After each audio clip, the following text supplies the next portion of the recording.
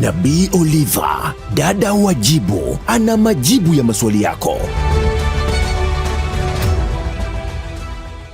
Bwana Yesu asifiwe. Ni mwezi mwingine tena na kusalimu katika jina lipitalo majina yote, jina la Yesu. Leo ninao ujumbe mdogo sana kwako wewe ambaye unatazama kipindi hiki. Unaamini katika umoja. Umoja ni nguvu. Leo kuna watu wengi mnanitazama, familia imesambaratika, ofisi imesambaratika, kila mahali hapako sawa kwa sababu hakuna umoja. Yesu anataka turudishe umoja katika ngazi ya familia, katika ngazi ya kijiji, katika ngazi ya madhehebu, hata katika kanisa. Maandiko yanasema katika kile kitabu cha Yohana sura ya 17 na ule mstari wa 11. Anasema, wala mimi simo tena ulimwenguni, lakini hawa wamo ulimwenguni.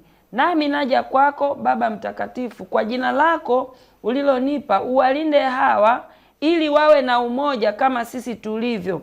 Nilipokuwapo pamoja nam naliwalinda kwa jina lako ulilonipa, nikawatunza, wala hapana mmoja wao aliyepotea, na yule mwana mpotevu, ili andiko litimie. Na sasa naja kwako, na maneno haya nayasema ulimwenguni, ili wawe na furaha yangu itimizwe ndani yao.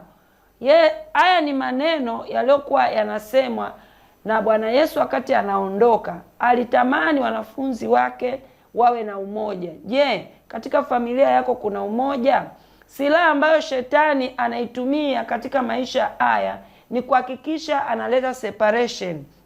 Silaha kubwa ambayo shetani anatumia kushambulia, anaanza kushambulia kutoka ndani ya mtu.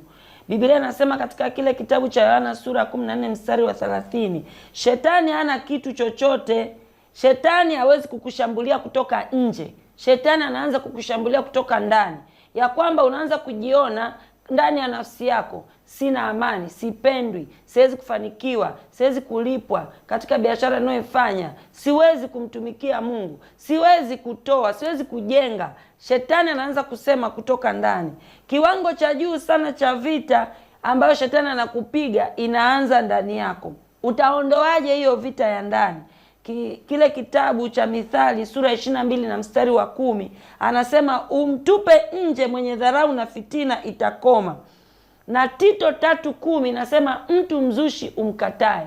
Katika maisha ambayo unayo na namna unavyosikiza kipindi kia asubuhi ya leo, mtu yoyote anayetaka kuharibu amani ya mahali ambapo mpo, mkatae huyo mtu. Mungu anaketi katika upendo. Biblia inasema katika Yohana sura ya 13 na ule mstari wa 35, pendaneni ninyi kwa ninyi. Ni kawaida ya Mungu kutupenda sisi. Mungu anataka na wewe ujaribu kuanza kuwapenda watu ambao hawapendeki. Na ndio maana maandiko yanasema penda adui yako. Nasema na mtu ambaye umeumizwa sana, nasema na mtu ambaye una mashaka, una hofu, umepitia vitu vingi miezi 9 iliyopita, na sasa tuko mwezi wa 10, mwaka unaisha. Mungu anataka wewe uwe sababu ya kuleta umoja kuanzia ngazi ya familia, kwenye shirika uliloko, kwenye ofisi ulioko, kwenye dhehebu uliloko. Mungu anataka ulete umoja. Usiwe ni mtu mwenye haraka ya kukwazika. Kuna mtu mmoja anaitwa Absalom, alikuwa amekutana na matukio ya dada yake kubakwa na kaka yake, na akaamua kufanya mauaji.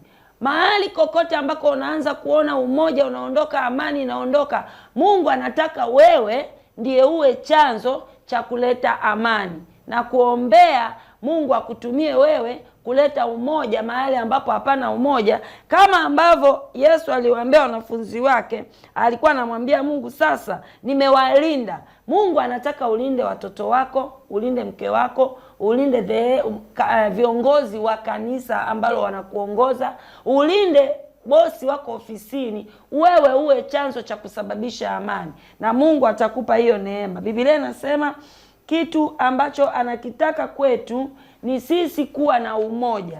Biblia inasema tumo ulimwenguni, na kuna mahali Yesu aligundua ya kwamba Kuna dhiki katika ulimwengu huu. Kuna watu mnanitazama, unaumwa sana, ulitegemea watu watakutunza, lakini haiwezekani. Kuna watu mnanitazama, ulikuwa na maisha ya juu, lakini sasa hivi uko chini. Kwa hiyo wale watu wote uliokuwa nao wamekuacha.